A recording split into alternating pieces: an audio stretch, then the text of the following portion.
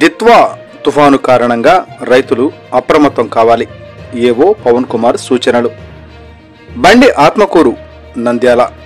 దిత్వా తుఫాను ప్రభావంతో నంద్యాల జిల్లాలో వచ్చే 2 రోజుల పాటు భారీ వర్షాలు కురిసే అవకాశం ఉన్న నేపథ్యంలో బండి ఆత్మకూరు మండలంలోని రైతులు పంటలపై ముందస్తుగా జాగ్రత్తలు తీసుకోవాలి అని మండల వ్యవసాయ అధికారి ఏవో పవన్ కుమార్ సూచించారు.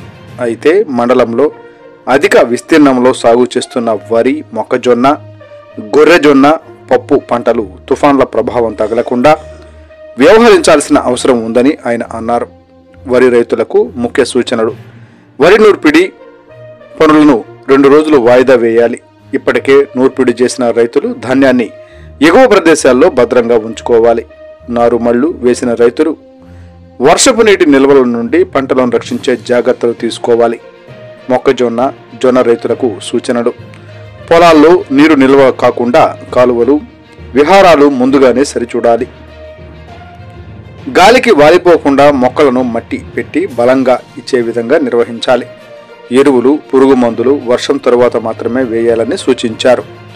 పంటలకు ఎలాంటి నష్టం జరగకుండా ఉండేందుకు తుఫాను సమయంలో ప్రతి రైతుకు కావలసిన సలహాలు, సాంకేతిక మార్గదర్శక సూచనలు సమయానికి అందించేందుకు వ్యవసాయ శాఖ పూర్తిగా సిద్ధంగా ఉంది అని ఏవో పవన్ కుమార్ తెలిపారు. వాతావరణ మార్పులను నిరంతరం గమనిస్తూ పరిస్థితి ప్రతికూలంగా మారే ప్రతిసారి రైతులకు వెంటనే సమాచారం అందించేలా మండల స్థాయి సిబ్బందిని అప్రమత్తంగా ఉంచామని ఆయన తెలిపారు.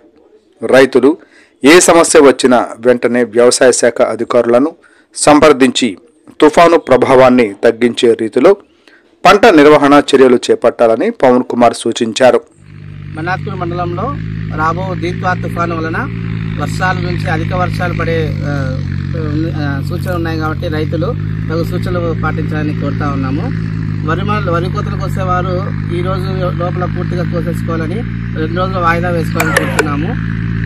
ఇదివరకే వరి కోతలు పూర్తి చేసిన రైతులు సురక్షిత ప్రాంతాలకు ధాన్యాన్ని తరలించుకొని ధాన్యాన్ని రక్షించుకోవాలని కోరుతా ఉన్నాము.